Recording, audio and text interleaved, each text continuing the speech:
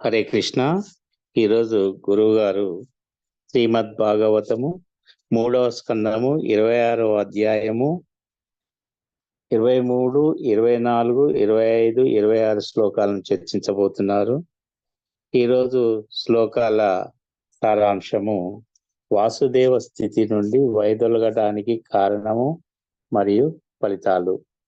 ఈరోజు గురువు గారి ప్రవచనం నచ్చినట్లయితే ప్రతి ఒక్కరూ లైక్ చేయండి, షేర్ చేయండి మరియు సబ్స్క్రైబ్ చేయండి. హరే కృష్ణ.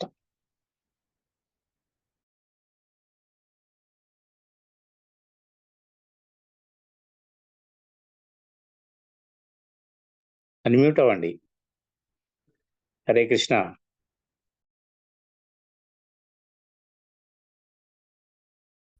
గౌరవాణి ప్రచారిణే నిర్విశేష శూన్యవాది పాశ్చాత్యాదేశతారిణి. జయ శ్రీకృష్ణ చైతన్య ప్రభు నిత్యానంద శ్రీ అద్వైత గదాధర శ్రీవాసది గౌరభక్త బృంద. హరే కృష్ణ కృష్ణ కృష్ణ హరే హరే, హరే రామ రామ రామ హరే హరే. जय श्री श्री राधा रमन लाल की जय, जगन्नाथ बलदेव सुभद्रा महारानी की जय, गौरनिताय भगवान की जय, जगत गुरु श्री प्रभुपाद की जय, శ్రీ శ్రీపాద గురు మహారాజ్ की जय. ఈరోజు మనము వాసుదేవ తత్వం నుండి వైదొలగడానికి కారణము మరియు ఫలితాలు. ఫస్ట్ థింగ్, వాసుదేవ తత్వం అంటే సర్వం వాసుదేవుడే. మనకు భగవద్గీతలో 7వ అధ్యాయం 19వ శ్లోకంలో చెప్పడం జరిగింది అన్నట్టు. వాసుదేవ సర్వమితి సమహాత్మ సుదుర్లభ. అంటే వాసుదేవుడే సర్వము. ఎలా సర్వము? బ్రహ్మదేవుడు చెప్తున్నాడు, ఈశ్వర పరమకృష్ణ సచిదానంద విగ్రహ అనాదిరాదిర్ గోవింద సర్వకారణ కారణం. ఈ సృష్టిలో అన్ని కారణాలకు కారణభూతుడు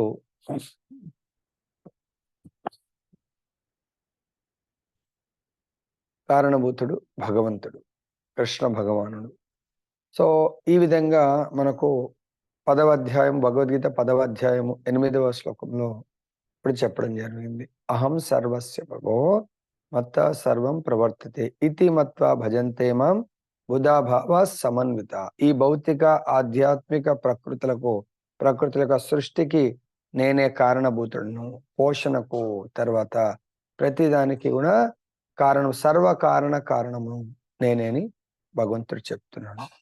ఈ విషయాన్ని ప్రతి ఒక్కరూ సంపూర్ణ విశ్వాసంతో వాళ్ళు మానసిక స్థితి, మనసులో వాళ్ళు సంపూర్ణ విశ్వాసాన్ని పెట్టుకొని వాళ్ళ యొక్క జీవితంలో పరమ లక్ష్యం ఆ వాసుదేవుడు భగవంతుడు అని ఎవరైతే విశ్వసించి జీవిస్తారో, జీవన విధానాన్ని ఆ మార్గంలో వాళ్ళు కొనసాగుతారో అది వాసుదేవ స్థితి. అది త్రిగుణాతీత స్థితి, శుద్ధ చైతన్య స్థితి.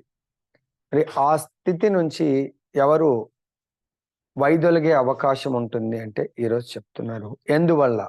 మరి ఆ వైదొలగడం వల్ల నష్టం ఏం జరుగుతుంది అనేది మనకు చెప్తున్నారు.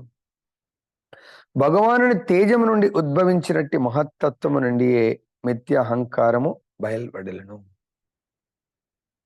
భగవంతుడి యొక్క తేజము. సో ప్రతి ఒక్క దేవత కూడా కొంత తేజం ఉంటుంది, కానీ భగవంతుడి యొక్క తేజము అన్ని లోకాలకు అది ఆధారం అన్నట్టు, బ్రహ్మజ్యోతి. సో భగవంతుడి యొక్క తేజం నుంచి ఉద్భవించింది మహత్తత్వము. ఆ మహత్తత్వం నుంచే ఉద్భవించింది మిథ్య అహంకారము. సో ప్రతి ఒక్కరికి కూడా ఈ జన్మించిన ప్రతి ఒక్కరు కూడా మిథ్య అహంకారంతో, స్పెషల్గా బద్ధ జీవులు జన్మిస్తారు. అది ప్రధానంగా ఆ మిథ్య అహంకారం దేంతో కూడుకుని ఉంటుందంటే త్రిగుణాలతో కూడుకుని ఉంటుంది. సత్వ రజ తమో గుణములతో త్రిగుణములను కూడుకుని ఉంటుంది. ఈ మిథ్య అహంకారపు ఈ 3 గుణముల నుండి ఏదైతే త్రిగుణాలు తమో రజో తమో గుణములు ఉంటాయో వాటి నుండే మనస్సు, జ్ఞానేంద్రియములు, కర్మేంద్రియములు స్థూలాంశములు ఉత్పన్నమగును. స్థూలాంశములు అంటే మొత్తంగా మనకు 13వ అధ్యాయము 6-7 శ్లోకాల్లో ఈ మన యొక్క దేహము 24 అంశములతో కూడుకున్నదని మనం చర్చించాము. 24 అంశంలో ముఖ్యంగా 5 పంచమహాభూతములు, తర్వాత ఆ, 5 జ్ఞానేంద్రియాలు, 5 కర్మేంద్రియాలు, మనస్సు, తర్వాత బుద్ధి, అహంకారము, తర్వాత భౌతిక చైతన్యము, తర్వాత ఇంద్రియార్థాలు, ఈ విధంగా 24 అంశములతో, స్థూల అంశములతో ఉత్పన్నమవుతుంది ఈ భౌతిక దేహము, భాషము. ఆది యందు విశుద్ధ చైతన్యము నుండి, అంటే కృష్ణ భక్తి భావనా స్థితి నుండి మొదటి కల్మషము జన్మించింది. ముఖ్యంగా మన అందరం కూడా విశుద్ధ చైతన్యంలోనే ఉంటాము, కానీ దాని నుండే ఈ కల్మషాలు, మిథ్య అహంకారము ఏదైతే అంటున్నామో అది దేహాత్మ భావన, అంటే దేహాత్మ స్థితి అన్నట్టు. నేను ఆత్మని కాదు, దేహాత్మ బుద్ధి ఆర్ దేహాత్మ స్థితి.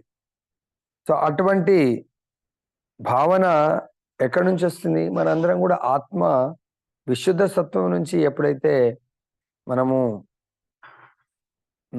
భగవంతుని నెక్స్ట్ లైన్ లో చెప్తున్నాడు, వాస్తవం జీవుడు సహజమగు కృష్ణ భక్తి భావనా స్థితి అందే నెలకొనుండును. వాస్తవ స్థితి ఏంటంటే మన జీవేర స్వరూపయ కృష్ణేర నిత్యదాసు, మనం కృష్ణుడి యొక్క నిత్యదాసులం, అది మన సహజ స్థితి. కానీ మనకు అక్కడ భగవంతుడు ఏం చేశాడంటే, మనం తటస్థ శక్తి కొద్దిగా మనకు స్వాతంత్రం, ప్రతి ఒక్కరూ స్వాతంత్రాన్ని కోరుకుంటారు. ఇప్పుడు మన లైఫ్లోనే చూస్తే వైఫ్ అండ్ హస్బెండ్ నుంచి వైఫ్ కొద్దిగా స్వాతంత్రాన్ని కోరుకుంటుంది, వైఫ్ నుంచి హస్బెండ్, తల్లిదండ్రుల నుంచి పిల్లలు కూడా, అరే మేము అన్ని కూడా రిమోట్ కంట్రోల్ లాగా మీ మాట వినాలా, మాకు కూడా కొంచెం సొంత డిసిషన్ తీసుకునే హక్కు మాకు ఉండాలి. ప్రతి ఒక్కరు కూడా హక్కులని, రైట్స్ కోరుకుంటూ ఉంటారు.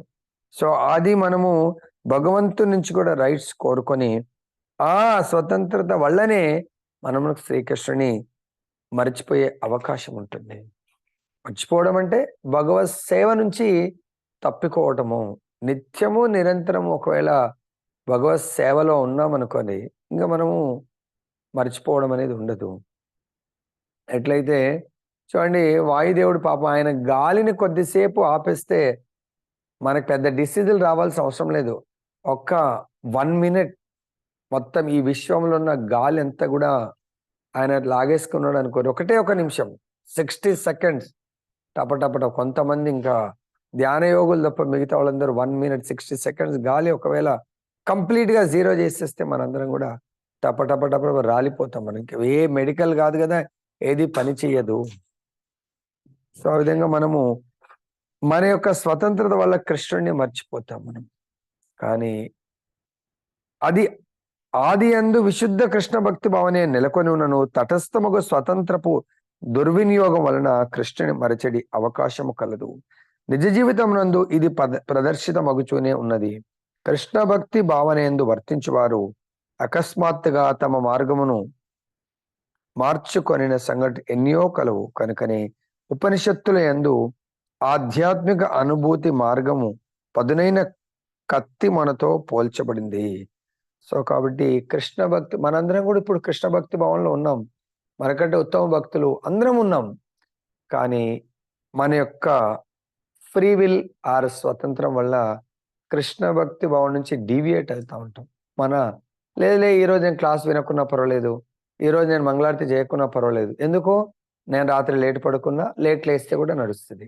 సో ఈరోజు వినాయక చవితి అన్ని అయిన తర్వాతనే మంగళారతి, అప్పుడు మంగళారతి ఉండదు కదా, అప్పుడు భోగారతి 12 గంటలకు చేస్తూ ఉంటాం పూజ అయిపోయిన తర్వాత, దాన్ని భోగారతి అంటారు, మంగళారతి కాదు, దర్శనారతి కూడా కాదు. కాబట్టి మన టెంపుల్లో, అన్ని టెంపుల్స్లలో, ఇప్పుడు వినాయక టెంపుల్లో కూడా పొద్దున చేస్తూనే ఉంటారు, మళ్ళీ మధ్యాహ్నం భోగారతి చేస్తూ ఉంటారు. ఇది మన యొక్క ఫ్రీడమ్. కాబట్టి ఓకే, ఈరోజు కృష్ణుడిది పూజ చేయకుండా వినాయకుడు చేద్దాం, కృష్ణుడిది వదిలేస్తాం. సో భగవంతుడు ఈరోజు నేను కొంతమంది చూశాను మంగళారతిలో లేరు వాళ్ళు. మరి ఎందుకు లేరు ఏంటంటే మేబీ కొన్ని మొబైల్స్ ప్రాబ్లం కూడా ఉండొచ్చు. సో లేదంటే ఏం అటెండ్ చేస్తాంలే అంటే కృష్ణ భక్తి నుంచి తప్పుకోవడము అంటే నిత్య నియమం మనకు భగవంతుడి యొక్క ప్రాప్తి ప్రేమ స్థితికి పొందే మనం మార్గంలో ఉన్నాం, మనం ప్రయాణం చేస్తా ఉన్నాము. భగవత్ ప్రేమని పొందే మార్గంలో అంటే వాసుదేవ స్థితి, కంప్లీట్ వాసుదేవ స్థితిని పొందే మార్గంలో మనం ప్రయాణిస్తా ఉన్నాము. ఆ మార్గంలో మనము మొట్టమొదటి స్టెప్ శ్రద్ధ. మరి శ్రద్ధని 100% శ్రద్ధ ఉందా లేదా ఎలా తెలుస్తుందంటే దానికి లక్షణము, దాని సిమ్టమ్. శ్రద్ధ నీకు భగవంతుడి పట్ల వాసుదేవ స్థితిని పొందాలి అనే ఉత్సాహం, ఆ వాసుదేవ స్థితిని అచీవ్ చేయాలి, ఆ గోల్ని అని ఎవరికైతే ఉందా లేదా 100% ఎలా తెలుస్తుందంటే వాళ్ళకు 100% శ్రద్ధ ఉండాలి. మరి మీకు 100% శ్రద్ధ ఉందా లేదా ఎలా తెలుస్తుంది? సాధు సంఘం పట్ల 100% శ్రద్ధ ఉంటుంది. అంటే ఈ శ్రద్ధ సాధు సంఘం పట్ల ప్రాక్టికల్ అప్లికేషన్ ఉంటుంది అన్నట్టు. ఓకే, ప్రతిరోజు అయితే ఆన్లైన్ సాధు సంఘం ఉంది. బై డిఫాల్ట్ ఎట్లయితే గాలి, నిద్రలో కూడా గాలి పిలుస్తామో, మనం 24/7 ఏ కార్యం చేస్తున్నా, ఏమైనా స్నానం చేస్తున్నా గాలి పిలుస్తాం, పడుకున్నా గాలి పిలుస్తాం, భోజనం చేస్తున్నా ముక్కు ద్వారా గాలి పిలుస్తూ ఉంటాం. అది నడుస్తూ ఉంటుంది ఆ ప్రక్రియ. అదేవిధంగా నిత్య నియమం అనేది సాధు సంఘం, ఎస్ ఆన్లైన్ 100%, ఆఫ్లైన్ 100%. అది అంటే వాసుదేవ స్థితి నాకు కావాల్సిందే అనుకునేవాడు, అంత శ్రద్ధ ఉన్నవాడు, శ్రద్ధ 100%కి వచ్చిందంటే ఇంకా మనని ఎవరు విడదీయలేరు. సాధు సంఘ 100% మనం తీసుకుంటాము.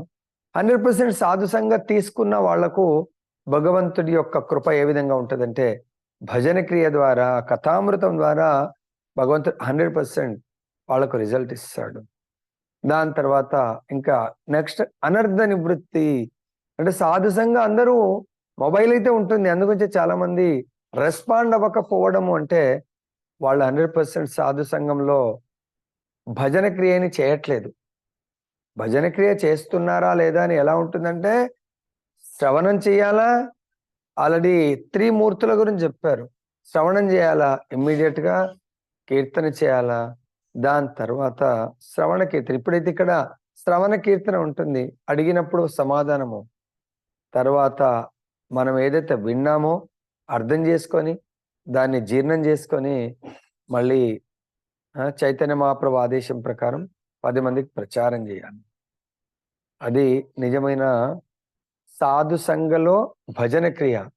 మరి ఆ భజన క్రియలో నాకు రిజల్ట్ వచ్చిందా లేదా ఎలా తెలుస్తుందంటే అనర్థ నివృత్తి. నాకు ఇచ్ఛా ద్వేషాలు, కామ క్రోధ మోహ లోభ మద మాత్సర్యాలు, ఈ ద్వంద్వాలన్నీ కూడా నాలో నుంచి నా శత్రువులు వెళ్ళిపోతాయి. మానవమానాలు, నా ధనం నా జనం నా సుందర్యం కవితాం వా జగదీశ్, దేని మీద కూడా సంపత్తి వీటి మీద కూడా కోరిక ఉండదు. తృణాదపి సునీ చేనా తరోరపి సహిష్ణ అమానినా మానదేనా. సో నాకు గౌరవం ఇవ్వట్లేదు, నాకు ఈ రోజు రేపు ఎక్కడ వెళ్ళినా అవమానాలు ఎదురవుతా ఉన్నాయి. సో వీటి పట్ల పెద్ద శ్రద్ధ ఉండదు అన్నట్టు. అనర్థ నివృత్తి అంటే అదే. సో మాకు గౌరవం ఇవ్వలేదు, వేరే వాళ్ళకి గౌరవం ఇచ్చారు, మాకు మర్యాద ఇవ్వలేదు, లేదంటే వేరే వాళ్లకు సేమ్ పని చేసి ఉంటాం మనం కూడా సేవ, కానీ ఆ సేవను గుర్తించి దానికి ప్రతిఫలాన్ని ఆశించడము మనము చైతన్య మహాప్రభు యొక్క అమానినా మానదేన ఫార్ములా పాటిస్తలేం మనం. సో కాబట్టి ఇక్కడ మనకు భగవంతుడు చెప్తున్నాడు మన యొక్క అనర్థ నివృత్తి స్థితి. మరి ఇంకా అది కోరుకుంటున్నామంటే అనర్థాలను, మన స్వతంత్రం ఉంది మనకు, భగవంతుడు మనకు ఫ్రీ విల్ ఇచ్చాడు. ఆ స్వతంత్రాన్ని దేనికి ఉపయోగిస్తున్నాం? మనం చేసిన దానికి స్వార్థపూరితంగా చేయటము.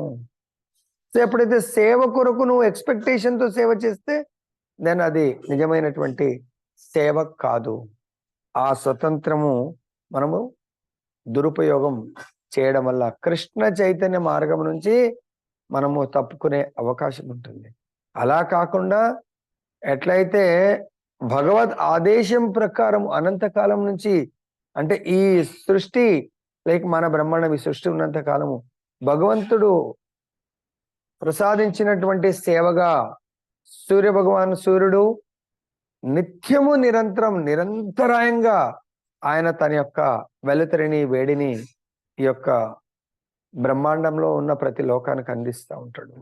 తర్వాత చంద్రుడు తన యొక్క కాంతిని అందజేస్తూ ఉంటాడు. వాయుదేవుడు తన యొక్క వాయువుని ప్రతి జీవి జీవించడానికి అందజేస్తూ ఉంటాడు. వరుణ్ దేవుడు సో ఈ యొక్క భూమి సస్యశ్యామలంగా ఉండాలంటే సో నీటిని కల్పించాలి. సో ఆయన కూడా అది యొక్క నిత్య నియమం లాగా అందిస్తూ ఉంటారు. వాళ్ళు చేస్తాం. మరి మన నిత్య నియమము భగవంతుడి యొక్క భక్తుల సాధు సంగములో భజన క్రియ, అది శ్రద్ధగా చేస్తే అనర్థ నివృత్తి. మరి అనర్థ నివృత్తి జరిగిందా లేదా? ఎలా సిమ్టమ్? నిష్ఠ. మనం చేసే భక్తియుక్త సేవ ఈ ప్రపంచం అటు ఇటు అయినా కూడా నిష్ఠ ఉంటుంది. ఎస్, నేను కథామృతం పలానా టైంకు అటెండ్ చేయాలంటే అటెండ్ చేయవలసింది. ప్రభుజీ నా మొబైల్ ఏమంటారు సిగ్నల్ లేదు. సిగ్నల్ లేకపోతే ఇంట్లో 4 మొబైల్ ఉంది, ఇంకో మొబైల్లో హాట్స్పాట్, వైఫై, వాట్ ఎవర్. మనం నిష్ఠ అనేది ఆ టైంకు లేదు. ఆక్సిజన్, సపోజ్ మాకే హాస్పిటల్ ఉంది, నేను హాస్పిటల్ ఓనర్, మా దగ్గర ఆక్సిజన్ లేదు, నాకు ఆక్సిజన్ ప్రాబ్లం అయింది. పోనీలే మా దగ్గర ఆక్సిజన్ లేదు, నేను బ్రతికినా పర్వాలేదు, చనిపోయినా పర్వాలేదు అని ఎవరైనా అంటారా? ఇమ్మీడియట్గా ఇన్ఫ్లుయెన్స్ యూజ్ చేసి నేను పక్క హాస్పిటల్ బయట వేరే హాస్పిటల్ జాయిన్ అవ్వటమా, అక్కడ నుంచి సిలిండర్ తీసుకొచ్చి పెట్టుకోవడం అనేది జరుగుతుంది. అది కంపల్సరీ. లేదంటే నేను ఢమాలమంటాను. అదేవిధంగా నిష్ఠ, ఆ నిష్ఠకు రీచ్ కావాలి. ఎస్, నేను వినవలసింది ఎక్కడ నుండి నీ ప్రపంచంలో వినవలసిందే. ఆ నిష్ఠ ఎప్పుడైతే వస్తుందో అప్పుడు మనకు దాని పట్ల రుచి భగవంతుడు ప్రసాదిస్తాడు. కథామృతం, నామామృతం, ఆ రుచి ఎప్పుడైతే మనకు వస్తుందో ఇంకా ఆసక్తి, అది లేకుండా ఉండలేము. కొంతమంది చెడు అలవాట్లకు వాళ్ళు బానిసలు అవుతారు. డే అంతా చాలా కష్టపడి పని చేస్తారు, మంచి వ్యక్తిలాగా ఉంటారు, బాగా మాట్లాడతారు, రాత్రి అవుట్ ఆఫ్ కంట్రోల్ అయిపోతాడు. ఇక ఆయన మనము డేలో చూసిన వ్యక్తి, రాత్రి చూసిన వ్యక్తి ఒక్కటి కాదు అనుకోడు. పర్సన్ ఫిజికల్ గా అనిపిస్తున్నాడు, కానీ ఆయన condition out of control, fully drunkard, తాగి ఆయన మైకంలో ఎవరిని గుర్తించి అటువంటి స్థితిలో ఉంటాడు. అంటే ఆసక్తి, ఇంకా ఆయన ఆ రుచి, నిష్ఠ రుచి స్థితికి వచ్చిన ఆసక్తి, ఇంకా అది లేకుంటే నేను జీవించలేను, నాకు కావాల్సిందే అది. చాలా మంది గొప్పగా చెప్పుకుంటూ ఉంటారు, ప్రభు అది నేను వదిలిపెట్టలేకపోతున్నాను చెడు అలవాటుని. మరి మంచి అలవాటుని నా మొబైల్ వింటుంది ప్రభు, నేనైతే వింటలేను, మొబైల్ నడుస్తూ ఉంటుంది. ఏం లాభం అండి? మొబైల్కు ఎటువంటి ఉపయోగం ఉంటుంది చెప్పండి? ఆసక్తి, ఎప్పుడైతే ఆసక్తి స్థితికి ఎదుగుతామో, భావ అంటే ప్రతి లెవెల్లో మనము ఈ వాసుదేవత కృష్ణ చైతన్యం నుంచి మనం పతనమయ్యే అవకాశం ఉంటుంది. అన్లెస్ అంటిల్ సపోజ్ ఎగ్జాంపుల్, మీరు మంచి డ్రైవర్, బాగా డ్రైవింగ్ చేస్తున్నారు, హైవేలో మంచి 120లో పర్ఫెక్ట్ కంట్రోల్, కానీ ఒక్క క్షణము ఇలా కొనుక్కొచ్చింది అనుకోండి నిద్ర, ఆ స్పీడ్లో 140 స్పీడ్లో మన వెహికల్ ఎక్కడ, అయ్యో పాపం మా సార్ నిద్రపోయిండు, నేను మాత్రం చక్కగా నడిపియాలి, కరెక్ట్ మా సార్కి యాక్సిడెంట్ చేయకుండా ఉండాలి అని ఏ వెహికల్ అని అనుకుంటుందండి? అనుకోదు. ఎందుకంటే మీరు ఇట్లా అనే లోపల ఇలా వెళ్ళిపోయింది అనుకోండి, హ్యాండిల్ ఆ డైరెక్షన్లో పోతుంది. అంటే వెహికల్ అనుకుంటుంది మా సార్ ఇక్కడ పంపిస్తున్నాడు, ఆ స్పీడ్లో అలా వెళ్ళే లోపల అనుకోకుండా బ్రిడ్జ్ వచ్చింది, బ్రిడ్జిని కొట్టి కింద పెద్ద నది ప్రవహిస్తుంది, ఢమాల్మని నదిలో పడిపోతుంది మన వెహికల్. కాబట్టి అలర్ట్గా ఉండాలని మనకు చెప్తున్నా. చాలా జాగ్రత్తగా కృష్ణ చైతన్యాన్ని ప్రాక్టీస్ చేయాలి మనం. కనుక ఉపనిషత్తుల యందు ఆధ్యాత్మిక అనుభూతి మార్గము పదునైన కత్తి మనతో పోల్చబడింది. ఈ ఉదాహరణము మిగుల సమంజసముగా ఉన్నది. పదునైన కత్తితో ఎవరైనాను చక్కగా గడ్డం గీసుకోవచ్చును, కానీ ఆ పని నుండి అవధానము కొద్దిగా తప్పించినంతని కత్తిని సరిగ్గా వాడనందున వెంటనే చర్మము కోసుకొని పోవును. కనుక మనుజుడు విశుద్ధమగు కృష్ణ భక్తి భావనా స్థితికి అరుదించుటేగాక అతి సావధానుడును అయి ఉండవలను. నిర్లక్ష్యమనున్నది పతనమునకు దారి తీయగలదు. మిథ్యా అహంకారం వలనే ఆ పతనము కలుగును. స్వతంత్రం యొక్క దుర్వినియోగం వలన విశుద్ధ చైతన్య స్థితి నుండి మిథ్యా అహంకారము జనించగలదు. ఏ విధంగా విశుద్ధ చైతన్యం నుండి మిథ్యా అహంకారము జనించుననే విషయమును గూర్చి మనము వాదింపజాలము. నిజమునకు అది సర్వదా సంభవమే కనుక ప్రతి ఒక్కరూ సావధానులుగా ఉండవలను. మిథ్యా అహంకారమే సమస్తమగు భౌతిక కర్మలకు మూల సిద్ధాంతము. ఇక అట్టి కర్మలు ప్రకృతి గుణముల యందు ఒనగూడును. కనుకనే విశుద్ధమగు కృష్ణ భక్తి భావన నుండి విడివడినంతనే జీవుడు కర్మబంధనమున చిక్కుబడును. ఈ ఆ ఆధ్యాత్ ఆ భౌతిక భౌతికతా దాస్యమే మనస్సు అనబడును. దాని నుండి అంతఃకరణలు ఇంద్రియములు ప్రకటమగును. సో ఇక్కడ మనకు ఆచార్యులు చెప్తున్నారు, మన యొక్క భౌతిక స్థితి పతనానికి ఇందాక వెహికల్ డ్రైవ్ చేసేటప్పుడు క్షణకాలము నిద్ర చాలా హై స్పీడ్ లో, ఇది కూడా కృష్ణ చైతన్యంలో హరిబోల్ కమలాకర్ ప్రభు ఫ్లవర్స్ ఇస్తున్నాడు. కృష్ణ చైతన్యంలో చాలా హై స్పీడ్ లో ఉన్నాం మనము, కానీ అదే హై స్పీడ్ లో కొంచెం మనము ఏమరపాటు కొంచెం అశ్రద్ధగా ఉంటే అది మనల్ని తీసుకెళ్ళి, ఎలా అయితే బ్రిడ్జిల దగ్గర కొంచెం అశ్రద్ధతో యాక్సిడెంట్ అయ్యి ఆ నదిలో పడిపోయినట్టుగా అంతే హై స్పీడ్ లో మనము పతనమయ్యే అవకాశం ఉంటుంది. కాబట్టి ఆ పతనావస్థ నుంచి మనము జాగ్రత్త పడటానికి చాలా కేర్ఫుల్గా ఉండాలి మనము. అంటే మనకు ఆచార్యులు ఏదైతే బోధిస్తూ ఉంటారో ఆ మార్గము, ఆ నియమం నుంచి తప్పుకోకుండా మనం ఉండాలి. లైక్ కత్తి, హాస్పిటల్లో డాక్టర్స్ తెలుసు సర్జరీ చేసేటప్పుడు లోపల చాలా డెలికేట్ పార్ట్స్ ఉంటాయి. ఆ కత్తితో దేన్నైతే సర్జరీ చేయాలనో అంటే తీసివేయాలో దాన్ని మాత్రమే టచ్ చేస్తే బాగుంటుంది. వేరే పార్ట్స్ ని కొంచెం అటు ఇటు చేసిన మనం సర్జరీ అయిపోతుంది, కుట్లేసేస్తాం, తర్వాత వాళ్ళకు చాలా పెయిన్ అవుతా ఉంటుంది. సో బ్రెయిన్ సర్జరీ చేస్తూ ఉంటారు. ఇక్కడ చాలా నర్వ్ సిస్టమ్ చాలా డెలికేట్ ఉంటుంది. ఎక్స్పర్ట్ మాత్రమే చేయగలుగుతారు. ఎక్స్పర్ట్ కాకుండా వేరే వాళ్ళు హ్యాండిల్ చేస్తే వాళ్ళకు శాశ్వతంగా వేరే పార్ట్స్ డ్యామేజ్ అయ్యే అవకాశం ఉంటుంది. అదేవిధంగా మనం కూడా ఇక్కడ ఆధ్యాత్మికం అంటే కత్తి మీద సాము లాంటిది. అది నిప్పుతో చెలగాటం ఆడొద్దు, నీటితో చెలగాటం ఆడొద్దు అన్నట్టుగా. సో మనం చాలా చాలా కేర్ఫుల్గా ఉండాలన్నట్టు. ప్రవాహంలో ఇంకెప్పుడన్నా ప్రవాహం పెరిగితే కొట్టుకొని పోవచ్చు అన్నట్టుగా, ఎలాగైతే మనం భక్తిలో ముందడుగులో వెళ్తూ ఉంటామో మనతో పాటు ఏమేమి వస్తాయంటే నేమ్, ఫేమ్, పేరు, ప్రతిష్ట, డబ్బులు ఇవన్నీ కూడా రావడం జరుగుతుంది. పెద్ద పెద్ద స్వామీజీలు కూడా ఆ పేరు, ప్రతిష్ట, డబ్బులకు అనుకోకుండా పాపం అవి ఆ ఒక ప్రవాహంలాగా జన ప్రవాహం వస్తుంది, డబ్బు ప్రవాహం వస్తుంది, పేరు ప్రతిష్ట ప్రవాహం వస్తుంది. ప్రభుపాద చెప్తారు వాటన్నిటిని కూడా టచ్ కూడా చేయదు, వాటిని అసలు పట్టించుకోకూడదు అని చెప్తారు అన్నట్టు. ఎవరైతే వాటి గురించి అసలు ఆలోచించారో, వాటి గురించి పట్టించుకోరో వాళ్ళు మాత్రమే భక్తిలో నిలకడగా స్థిరత్వంతో ఉంటారు. ఈ పేరు, ప్రతిష్ట, పొగడ్తలు ఇవన్నిటికీ ఆహా నేను చేశాను అన్నప్పుడు, ఆ నేను అన్నప్పుడే మన పతనము ప్రారంభమవుతుంది. ప్రతిదీ కూడా ఇది భగవత్ కృప. ఏది మంచి జరిగితే కూడా భగవత్ కృప, చెడు జరిగితే కూడా భగవత్ కృప. పూర్వము ఒక రాజు ఉండే, కేవలం ఆయన పొగడ్తలు మంచినే వింటాడు, చెడు అనేది ఆయన సహించలేడు, భరించలేడు. దానివల్ల ఎంతో నష్టం జరుగుతూ ఉంటుంది. ఎప్పుడూ తన గురించి ఏది చెప్పినా మంచి చెప్తా ఉండాలి. మంచి అంటే కొన్ని కడువు చేదు విషయాలు కూడా ఉంటాయి, కొన్ని చెడు కూడా ఉంటుంది, అది కూడా విని దాన్ని సరిదిద్దుకోవాలి. సో నేను ఎప్పుడు కూడా అటువంటి వినను, అటువంటిది కుదరదు అంటే మనకెంతో నష్టము జరిగే అవకాశం ఉంటుంది. ఒక రాజ్యంలో ఒక రాజుగారు ఉంటారు. ఆయన కేవలం తన దగ్గరికి ఎవరైనా వచ్చినంటే తనని పొగడాలి, తన గురించి మంచే చెప్పాలా, మంచి వింటా ఉంటాడు. లోటుపాట్లు ఎవరు వినదలుచుకోడు అన్నట్టు. అలా ఎవరైనా చెప్తే వాళ్ళకు దండన. సో అప్పుడు ఆయన గురించి ఆయన ముందు నిజంగా ఏదైనా చెడు జరుగుతున్నా అది చెప్పాలంటే భయం అన్నట్టు.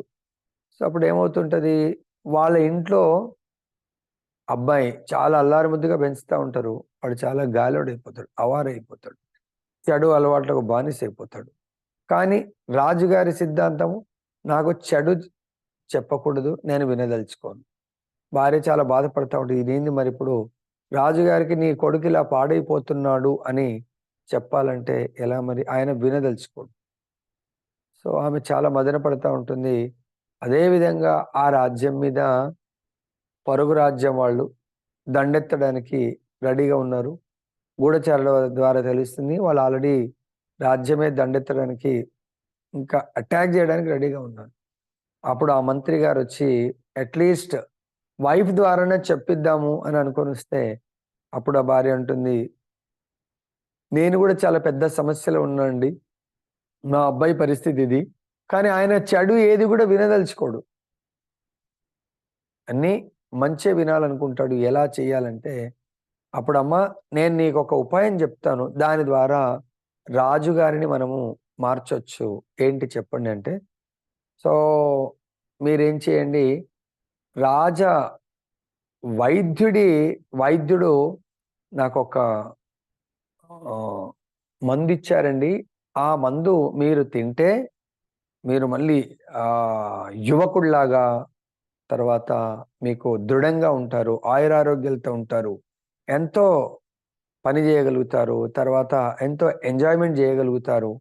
దాని కొరకు రాజుగారు మన వైద్యుడు మందు పంపించారు మరి అని చెప్పేసి చెప్పండి. అది ఏంటంటే చాలా చేదు ఉన్నటువంటి, మంది ఏం లేదు, చేదు ఉన్నటువంటి కూరని వడ్డించండి. ఇట్లా చెప్పినంటే రాజుగారు అబ్బా యువకుడిలాగా బలము బుద్ధి ఇవన్నీ వస్తాయంటే ఎవరికైనా ఇష్టం ఉంటుంది, కానీ చేదు విషయం చెప్పకండి అంటారు. ఓకే అంటారు. అప్పుడు రాజుగారు మధ్యాహ్న భోజనంకు మధ్యాహ్నం చాలా స్పెషల్ భోజనం చేస్తాడు. అప్పుడు రాజుగారికి అంటుంది ఆవిడ, రాజా ఈరోజు మీ కొరకు ఒక స్పెషల్ వంట చేశాను, అదేంటంటే రాజవైద్యుడు చెప్పాడు నాకు, రాజుగారికి ఈ వంట చెయ్యండి.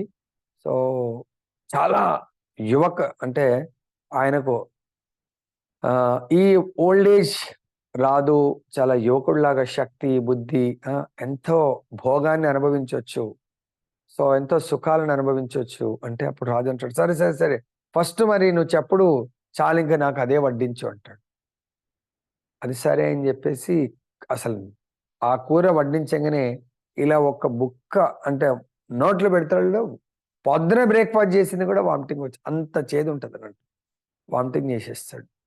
ఏంటి నువ్వు అన్నీ ఇలా అవుతుంది అలా అవుతాను కానీ ఇంత చేదుగా ఉంటుంది అని ఎందుకు చెప్పలేదంటే, రాజా మీకు చెడు చెప్పడం అంటే ఇష్టం లేదు కదా, అందుగురించే చెప్పలేదు అని చెప్పేస్తే, ఇటువంటి పరిస్థితులు కూడా చెప్పవాను, కానీ ఆప్షన్ ఇయ్యలే కదా రాజా అని చెప్పేసి అంటే, సరే నాలుగు ఖర్చుకుంటాడు, నాదే పొరపాటు అని చెప్పేసి, సరే అని చెప్పేసి ఇంకా వేరేదంతా కొద్దిగా తినేసి తన యొక్క సభకు వెళ్తాడు. సభకు వెళ్ళినప్పుడు అంటే మంత్రులు కూడా చాలా తెలివిగల వాళ్ళు ఉండేవాళ్ళు ఆ కాలంలో. అప్పుడు రాజుగారికి ఈ గుర్రపు సవారి చాలా ఇష్టం, ప్యాషన్. కొత్త కొత్త గుర్రాలని కొంటా ఉంటాడు ఆయన. అంటే వాళ్లకు కానుకలు ఇచ్చి తెప్పించుకో, ఎక్కడైనా స్పెషల్ గుర్రాలు ఉన్నాయంటే. మంత్రి ఏం చేస్తాడు, ఒకటి ద్వారా ఒక గుర్రాన్ని తెప్పిస్తాడు, చాలా బలిష్టంగా ఉంటుంది. అప్పుడు ఆ గుర్రాన్ని తీసుకొచ్చిన యజమాని చెప్తాడు, రాజా ఇది మీకు ఎటువంటిదంటే ఎటువంటి క్లిష్ట పరిస్థితిలో కూడా మిమ్మల్ని రక్షించగలుగుతుంది, యుద్ధంలో అది శత్రువులకు దొరకకుండా తప్పించుకొని తీసుకెళ్తుంది. సో మిమ్మల్ని మాత్రం శత్రువుకు ఎటువంటి బానిసలాగా చెయ్యదు, దీన్ని పట్టుకోలేరు ఎవరు, చాలా గొప్ప క్వాలిటీస్ చెప్తారన్నట్టు. అరే అలానా అని చెప్పేసి జనరల్గా వచ్చి చూస్తాడు, మంచిగా వెనక అన్ని ముందు నుంచి వెనకకు చూసి వెనకకు వచ్చి ఇది ఎలా ఉంది అనేది ఇలా కొట్టాడో లేదో టచ్ చేసాడో లేదో ఆ గుర్రం గట్టిగా తంతుంది అన్నట్టు. అంత దూరం పోయి పడతాడు. అప్పుడు రాజు, ఎరా మూర్ఖుడా, దీనికి తన్నే అలవాటు ఉందని నాకు చెప్పలేదేంట్రా అంటాడు. రాజా, మీకు ఏదైనా మంచే చెప్పమని చెప్పేసి చెప్పారు, దాంట్లో ఉన్న క్వాలిటీస్ చెప్పాను. అది శత్రువులను ఓడించగలుగుతుంది, శత్రువులకు ఒకవేళ మనము పరాజయం పరిస్థితిలో ఇలా మనం తీసుకొని వెళ్తుంది, సో చాలా ఇది ఉంటుంది అని అంటే దాని యొక్క క్వాలిటీస్ చెప్పాను. ఇది దానిలో ఉన్న నెగిటివ్ మరి చెప్పవురా, నా మొత్తం చెంప వాసిపోయింది అని చెప్తే, మీకు అది నచ్చదు అని విన్నాను రాజా, అందుకని చెప్పలేదంటే, నాలుక మళ్ళీ ఇక్కడ కూడా ఇదేంటి ఎదురు దెబ్బలు తగులుతా ఉన్నాయి, ఇంట్లో ఆ దెబ్బ ఇక్కడ ఈ దెబ్బ అని ఇంకా సభ నుంచే వెళ్ళిపోయి తన యొక్క పార్క్లో కూర్చుంటాడు ఇలా ప్రశాంతంగా, మనసు బాగాలేదని చెప్పేసి. అప్పుడు కొద్దిసేపు అయిన తర్వాత మంత్రి గారు వెళ్తారు అక్కడికి.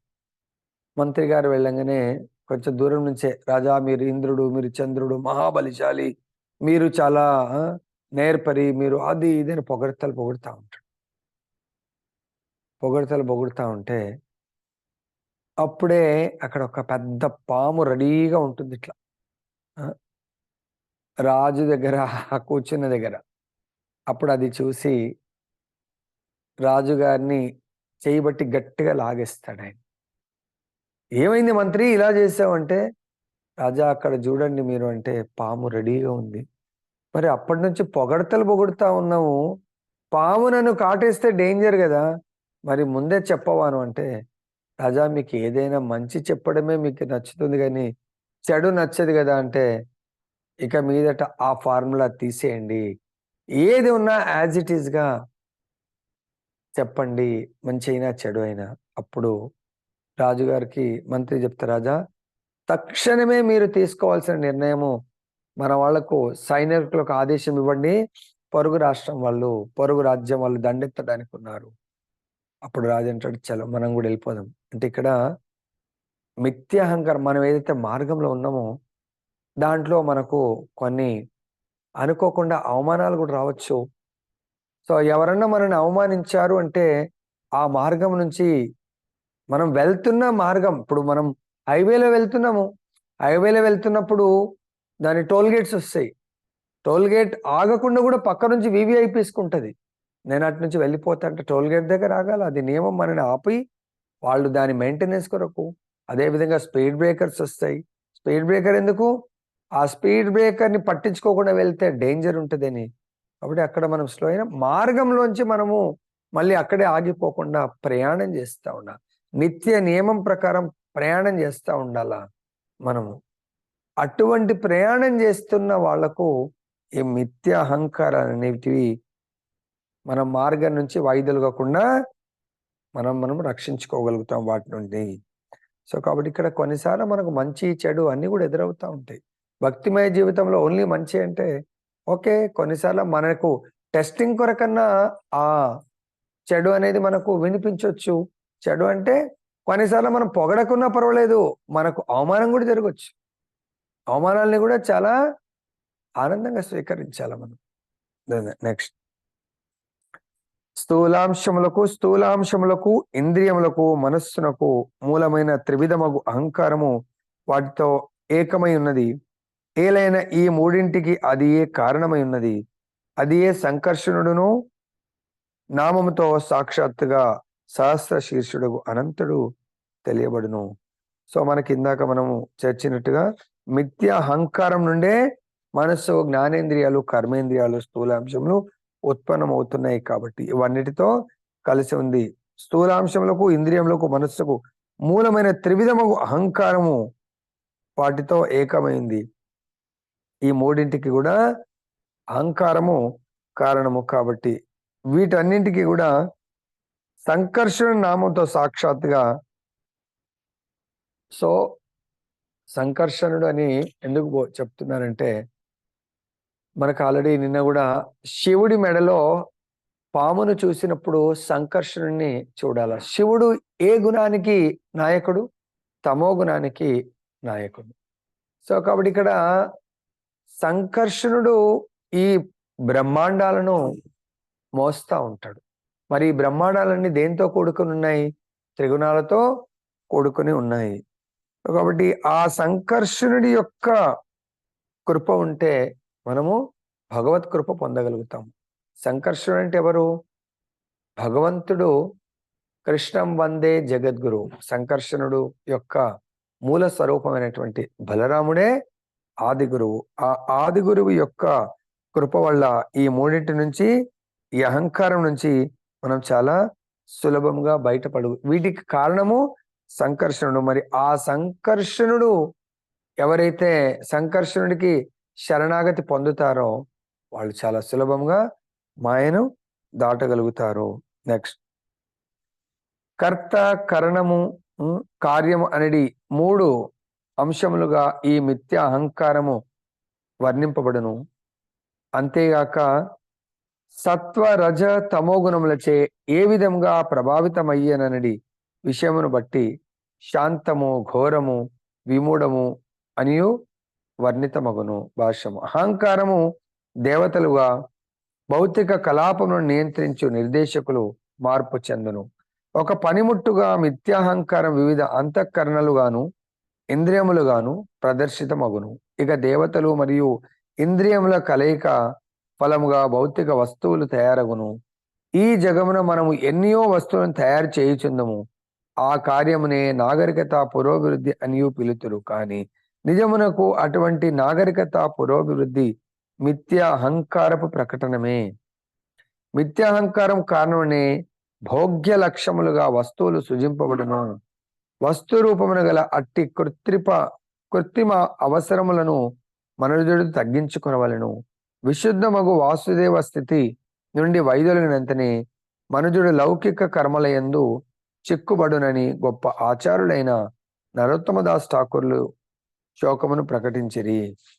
సత్సంగ చాడి కైను అసతే విలాస తే కారణే లాగిల ఏ కర్మబంధన పాంస.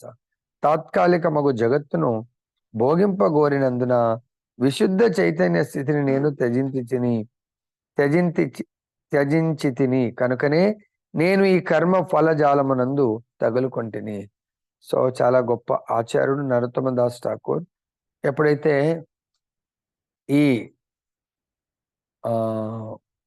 మిథ్యా అహంకారము భోగ్య వస్తువు గురించి మనకు ఆచార్యులు ఒక అద్భుతమైనటువంటి లీల చెప్తారు. లీలల ద్వారా చక్కగా అర్థం చేసుకోండి. భోగ్య వస్తువు అంటే ఈ దేహాన్ని సుఖపెట్టడము. 2 రకాలైనటువంటి భోగాలు ఉంటాయి. ఒకటి దేహానికి భోగము, ఒకటి ఆత్మ. సో ఆచార్యుల దగ్గర 2 ఉంటాయి. కావాలంటే ఆచార్యులు పెద్ద ఈ భౌతిక భోగం గురించి పట్టించుకోరు. భగవంతుడి దగ్గర కూడా 2 ఉంటాయి. భగవంతుడి దగ్గర 4 రకాలైనటువంటి వ్యక్తులు వస్తారు భోగం సంబంధించినవి. చతుర్విధ భజంతే మాం. ఎవరెవరు? ఆర్తులు, అర్ధార్థి, జిజ్ఞాసు, జ్ఞాని. 4 కూడా వస్తారు. కానీ శుద్ధ భక్తులు కూడా వస్తారు. శుద్ధ భక్తులు దేని గురించి వస్తారు, తర్వాత మిగతా వాళ్ళు దేని గురించి వస్తారు అనేది మనకు చాలా లీలల ద్వారా సులభంగా మనము అర్థం చేసుకోవచ్చు. చూడండి, ఒక దొంగ, మరి మనందరం కూడా దేని గురించి ఈరోజు వినాయకుడు పూజ చేస్తూ ఉంటారు, విఘ్న వినాశక అని, తర్వాత మనకు అన్ని విఘ్నాలు తొలగిస్తాడు అని. నిజంగా దేనివల్ల జరుగుతుందంటే, సనాతన గోస్వామి బృందావనంలో ఉన్నప్పుడు ఒక దొంగ చిన్న చిన్న దొంగతనాలు చేస్తూ ఉంటాడు. ఎవరో చెప్తారు, లేదు లేదు సనాతన గోస్వామి దగ్గర స్పర్శ మణి ఉంది, అది ఒక్కసారి నువ్వు దొంగతనం చేసావంటే అది మెటల్ని దేన్ని టచ్ చేస్తే అది బంగారంగా మారిపోతుంది, నీకు ఇంకా ఇష్టమైనది బంగారం తయారు చేసుకోవచ్చు, నువ్వు కోటీశ్వరుడు అయిపోతా ఉంటా. అప్పుడు సనాతన కోసం వెళ్ళని పొద్దున బ్రహ్మముహూర్తంలో భగవంతుడి ఆరతి అయిపోయి జపం చేసుకుంటా ఉంటే ఆయన వచ్చి దగ్గర వచ్చి కత్తి పెట్టేసి, ఏ బాబాజీ నీ దగ్గర ఏదో మనీ ఉందంట కదా, అది నాకు ఇచ్చేసేయండి అంట. సరే నువ్వు ఫస్ట్ కత్తి అయితే తీసి చెప్తానని. సో అప్పుడు కత్తి తీస్తే అక్కడ వేస్ట్ బాక్స్, చెత్త బాక్స్ ఉంది, దాంట్లో ఉంటుంది తీసుకో అంటే, సరే బాబాజీలు ఎప్పుడు అబద్ధం చెప్పరు కదని దానిలో వెతుకుతా ఉంటే దొరకదు, మొత్తం ఇలా చేసేస్తే మెరుస్తూ ఉంటుంది. నిజంగా ఇదేనా అంటే అదే, నువ్వు తీసుకెళ్ళు అంటాడు. అప్పుడు ఆయన ఇంకా ఆనందానికి అంత సులభంగా వస్తుంది అనుకోలేదు. ఎక్కడో దాచి చేసి ఇస్తాడో ఇవ్వడో అనుకున్నాడు. చాలా ఇలా అడిగాడో లేదో అది ఇచ్చేశాడు. అది స్పర్శం అని అంటే మనం కదా ఆఫీసులో వెయిట్ కొరకు ఒక గ్లాస్ వెయిట్ బాక్స్ అంటే బాల్ లాంటిది పెట్టుకుంటా ఉంటాం, పేపర్ వెయిట్ లాంటిది. అలా ఇచ్చేసాడు ఏంది అని ఆలోచిస్తూ ఉంటాడు. ఏంది ఎంత విలువైన దాన్ని అది కూడా చెత్తలో పడేశాడు ఆయన. అంటే దీని మీనింగ్ దీనికంటే ఇంకేమైనా ఉందేమో ఆయన దగ్గర. దాంతో సాటిస్ఫాక్షన్ అవ్వట్లేదు ఆయన. ఇప్పుడు మళ్ళీ నెక్స్ట్ డే మళ్ళీ రాత్రి పెట్టుకొని తల కింద పెట్టుకొని పడుకున్నగా నిద్ర కూడా రాలేదు. నెక్స్ట్ డే వెళ్ళిపోతాడు. మళ్ళీ అడుగుతాడు, ఏ బాబాజీ ఏ స్పర్శమని నువ్వే తీసుకుంటే తీసుకో, నాకు అవసరం లేదు. ఎందుకంటే ఇంత గొప్ప, అందరికీ తెలుసు స్పర్శమనే గొప్పది. ఎటువంటి స్పర్శమని నువ్వు చెత్త కుప్పలు పడేసావంటే దీనికంటే విలువైంది నీ దగ్గర ఏదో ఉండుంటది, అది నాకు కావాలి అంటాడు. నా దగ్గర ఉండనైతే ఉంది కానీ అది నువ్వు స్వీకరించలేవు, దాన్ని మెయింటైన్ చేయలేవు. ఫస్ట్ థింగ్ స్వీకరించలేవు, మెయింటైన్ చేయలేవు. నా కెపాసిటీ నీకు తెలియదు, నేను దాన్ని స్వీకరించకపోవడం ఏంటి, మెయింటైన్ చేయకపోవడం ఏంటి? తప్పకుండా స్వీకరిస్తాను దాన్ని. సరే అని చెప్పేసి దానికి చేయవలసింది ఏంటి నాకు చెప్పండి, విధి విధానాలు. దానికి విధి విధానాలు ఏమీ లేవు. ఆ యమునా నదిలో స్నానం చేసిరా, నిత్యము నిరంతరము ఎన్ని పనులున్నా నామాన్ని మాత్రం జపించు, హరినామ జపం చేయండి అంటే. సరే, దానివల్ల ఫలితము నువ్వు కోరుకున్న ఫలితం వస్తుంది, కోరకున్న ఫలితం వస్తుంది. నిజమైనటువంటి నీకు ఇప్పటి వరకు తెలియనటువంటి ఫలితము భగవద్ధామంలో ఈ దొంగతనం కాదు, ఏది కోరితే అది నువ్వు పొందగలవు. భగవద్ధామంకి ఒక్కసారి వెళ్ళి, భగవద్ధామంలో అన్నీ ఉంటాయి. ఇప్పుడు సనాతన గోస్వామి కోరిక మేరకు అక్కడ వెళ్ళి యమునా నదిలో స్నానం చేసి వచ్చి కూర్చుంటాడు గురువు గారి దగ్గర.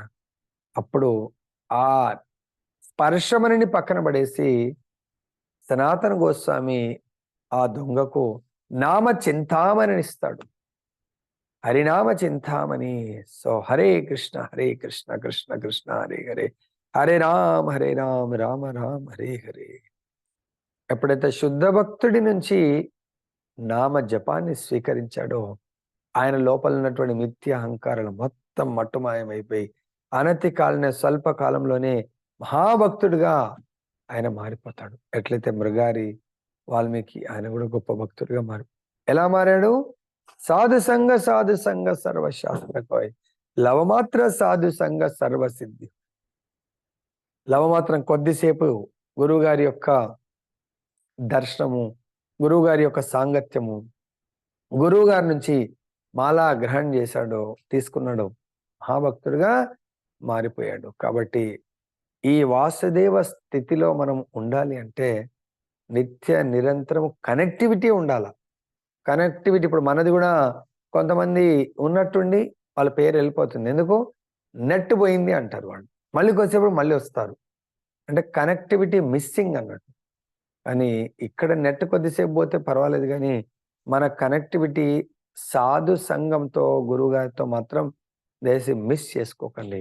కనెక్టివిటీ మిస్ అయితే మనం ఎలా అయితే వాసుదేవ స్థితి నుంచి మనము తప్పించబడతాం అనేది చూడండి. అలా తప్పిస్తే మన పరిస్థితి చాలా దారుణంగా ఉంటుంది. మరి తప్పించుకోకుండా ఉండాలంటే నిత్య నిరంతర సేవకు మన యొక్క మన్ ధన్, నా యొక్క మనస్సు, నా యొక్క తనువు, నా యొక్క ధన్, నేను సంపాదిస్తున్నటువంటి ధనము, నా యొక్క ఈ భౌతిక శరీరం అనే శక్తి, మనస్సు, సో భగవంతుడి సేవలో నియుక్తం చేయండి.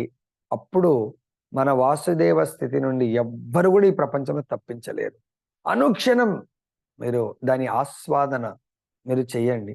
అనుక్షణం అలర్ట్గా 140, 150 స్పీడ్లో ఇలా కొంచెం డ్రౌజీగా నిద్ర కళ్ళు మూసుకుంటే ఎక్కడికో పోతాం. కాబట్టి అలా కృష్ణ చైతన్యం నుంచి కళ్ళు మూసుకోకండి దయచేసి. స్పీడ్లో మీరు బాగా వెళ్తున్నారు మంచిగా అద్భుతంగా, కానీ అక్కడ కళ్ళు మూసుకోవటం అంటే ఎవరో చెప్పారు, దీని నుంచి కొంచెం రిలాక్స్ ఇస్తే మనం ఎక్కడికో వెళ్ళిపోతాం. అలా చేయకుండా మీ యొక్క వాసుదేవ స్థితిని రక్షించుకుంటూ ముందుకు వెళ్ళాలని నేను కోరుకుంటూ ముగిస్తున్నాను. జయ బోలో గ్రంథరాజ్ శ్రీమంత్ భాగవతం की जय, श्री श्री राधा रमन लाल की जय, जगन्नाथ बलदेव सुभद्रा माई की जय, गौर निताय भगवान की जय, जगत गुरु श्री प्रभुपाद की जय, श्री श्रीपाद गुरु महाराज की जय।